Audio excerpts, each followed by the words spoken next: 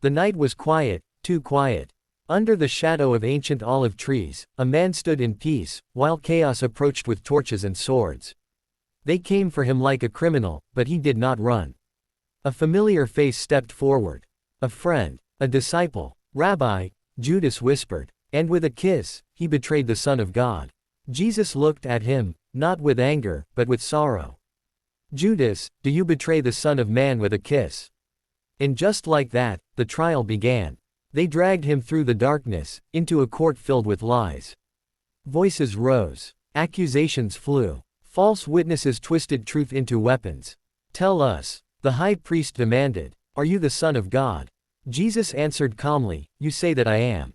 The room erupted. Blasphemy. But heaven remained silent, because this moment had already been written. Outside, another trial was happening. By a small fire, Peter stood trembling.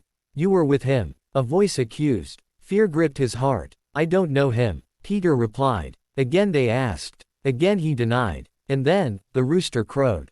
In that instant, Peter remembered. And somewhere in the distance, Jesus turned and looked at him.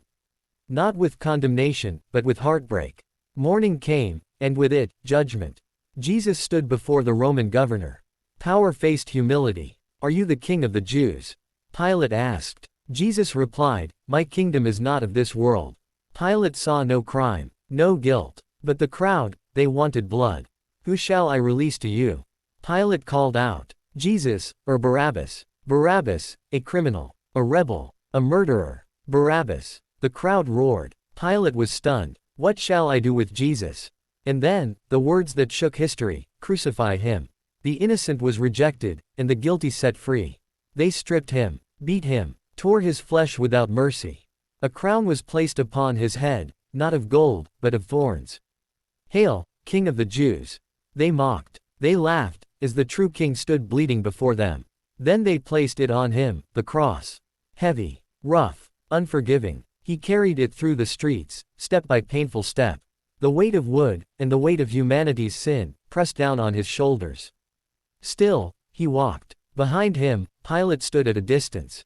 He took water, and washed his hands. "I am innocent of this man's blood," he said. "But some stains, water cannot remove." The road stretched ahead. Dust rose beneath his feet. The sky itself seemed to mourn.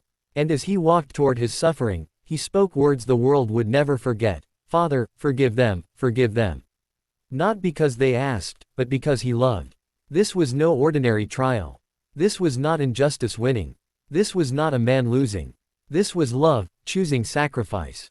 The king, choosing the cross. The innocent, taking the place of the guilty.